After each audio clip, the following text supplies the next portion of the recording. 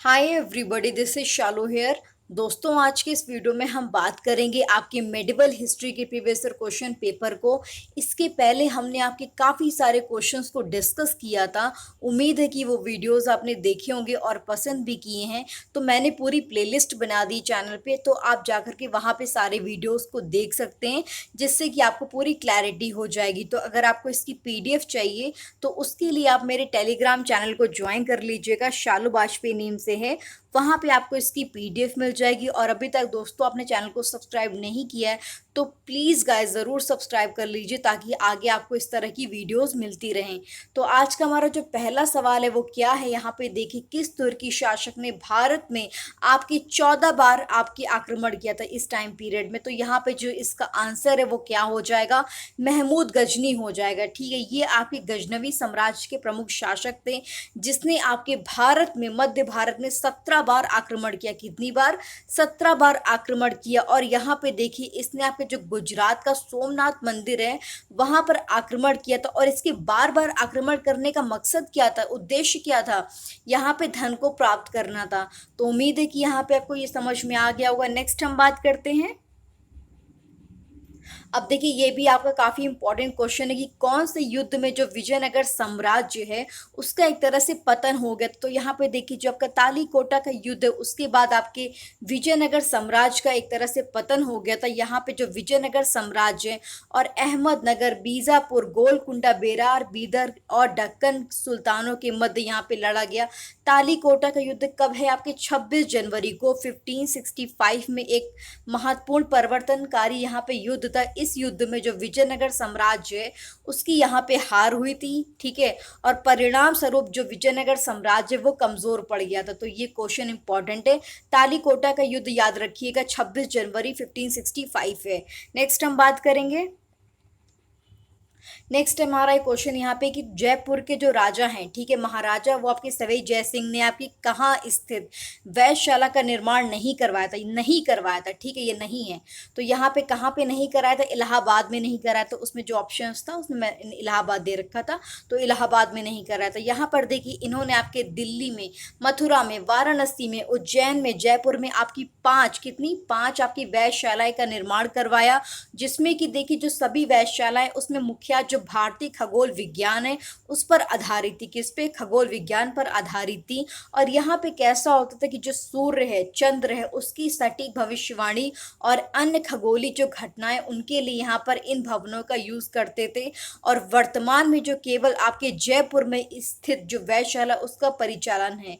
तो ये इंपॉर्टेंट है, इसको ध्यान रखिएगा। यहाँ पे इन्होंने आपके 5 वेधशालाओं का निर्माण करवाया था। कौन कौन सी?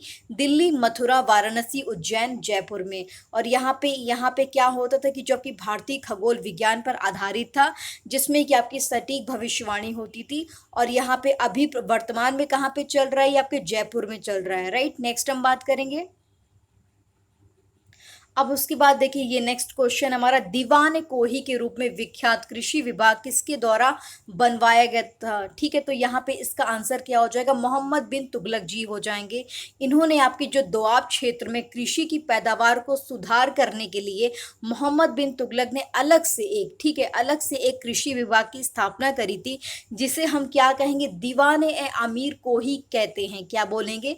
दीवान ए आमिर कोही कहते। इस विभाग के दोआब क्षेत्र को विकास खंडों में विभाजित किया जाता है। इसकी अध्यक्षता एक अधिकारी द्वारा की जाती थी। मतलब इसको कोई पर्सन, एक अधिकारी देखता था, जिसमें कि वो किसानों को यहाँ पे कर्ज, यानी कि कर्ज प्रदान करता था। और यहाँ पे उसे आपकी उन्नत जो फसल होती है उसको यहाँ पे इसकी खेती करने के लिए प्रेरित भी करता था। तो ये इंपॉर्टेंट है। नेक्स्ट हम बात करेंगे।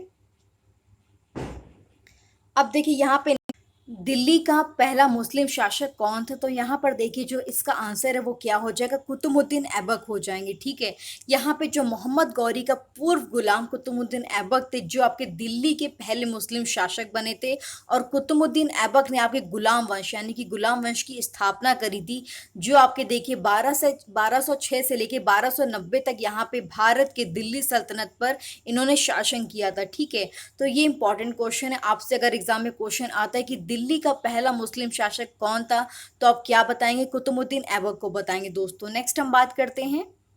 अब देखिए नेक्स्ट हमारा जो क्वेश्चन है ये भी काफी इंपॉर्टेंट है कि आपके तालीकोटा का युद्ध के समय विजयनगर साम्राज्य में आपके कौन से राजवंश का राज था। तो यहाँ पे तालु वंश का राज था, जो आपके दक्कन सल्तनत और विजयनगर साम्राज्य के मध्य लड़ा गया तालीकोटा का युद्ध बहुत ही इंपॉर्टेंट युद्ध था। इस युद्ध के समय जो तालु वंश के राजा कौन थे, आपके सदाशिव राय विजयनगर के शासक थे, जिन्होंने आपके सदाशिव राय एक कठपुतली शासक थे। ठीक है, यहाँ पे देखिए जो शासन की वास्तविक शक्ति किसके पास थी, इनके जो मंत्री थे राम राय उनके हाथों में थी। तो यहाँ पे सिर्फ ये कठपुतली की तरह काम कर रहे थे, बाकी जो पावर थी वो किसके पास थी, इनके जो मंत्री हैं वो आपके राम राय उनके पास थी। और इस युद्ध में जो विजयनगर है उसकी हार हुई थी, जिससे जो आपका विजयनगर साम्राज्य वो आगे जाकर के कमजोर होता गया। तो ये इंपॉर्टेंट है। नेक्स्ट हम बात करेंगे। अब देखिए यहाँ पर इंपॉर्टेंट ये कि जो विजयनगर शहर है वो और किस नाम से जाना जाता है। तो यहाँ पे देखिए इसको हम लोग हम्पी के नाम से जानते हैं। किसके नाम से, हम्पी के नाम से जानते हैं। और विजयनगर का अर्थ क्या होता है, जीत का शहर। क्या होता है, जीत का शहर। ये एक ऐतिहासिक विजयनगर साम्राज्य की राजधानी ही शहर है, जो आपके दक्षिण भारत तक फैला हुआ है। कहाँ तक, दक्षिण भारत तक फैला हुआ। तो यहाँ पे दोस्तों ये बहुत ही ज़्यादा इंपॉर्टेंट है कि विजयनगर का अर्थ क्या है। तो आप क्या बताएंगे, जीत का शहर। क्या बताएंगे, जीत का शहर। नेक्स्ट हम बात करते हैं। अब देखिए नेक्स्ट हमारा जो क्वेश्चन है, पोलो खेलते समय किस शासक की मृत्यु हो गई थी। अब देखिए ये क्वेश्चन इतना ज़्यादा इंपॉर्टेंट है कि बार बार ये एग्जाम में आया हुआ है। तो यहाँ पर देखिए इसका आंसर क्या हो जाएगा, कुतुबुद्दीन ऐबक हो जाएगा। जो कुतुबुद्दीन ऐबक है उनकी मृत्यु कब हुई थी, 1210 में हुई थी। और ये आपके पोलो खेलते समय घोड़े से गिरने के कारण इनकी मौत हो गई थी। कुतुबुद्दीन ऐबक को कहाँ पे दफनाया गया था, लाहौर में दफनाया गया था। कहाँ, लाहौर में दफनाया गया था। और यही आपके गुलाम वंश के संस्थापक भी थे। इसके बाद देखिए इनकी मृत्यु के बाद जो इल्तुतमिश है उन्होंने इनका स्थान ग्रहण किया था, मतलब वो गद्दी पर बैठे थे। तो ये इंपॉर्टेंट क्वेश्चन है दोस्तों। उम्मीद है कि यहाँ पे आपको सारी चीज़ें समझ में आ गई होंगी। फिर भी कोई डाउट या क्वेरी होता है तो प्लीज़ मुझे कमेंट सेक्शन में ज़रूर बताइए।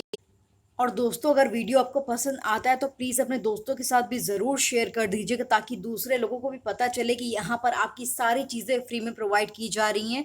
तो प्लीज़ गाइस अपना फीडबैक मुझे ज़रूर दीजिएगा, ताकि मुझे भी मोटिवेशन मिले थोड़ा, कि लोग चलो मेरे वर्क को पसंद कर रहे हैं या नहीं कर रहे। जैसा भी आपका निगेटिव पॉजिटिव जैसा भी आपका पॉइंट ऑफ व्यू हो तो प्लीज़ मुझे बताइएगा। Thank you so much, keep learning.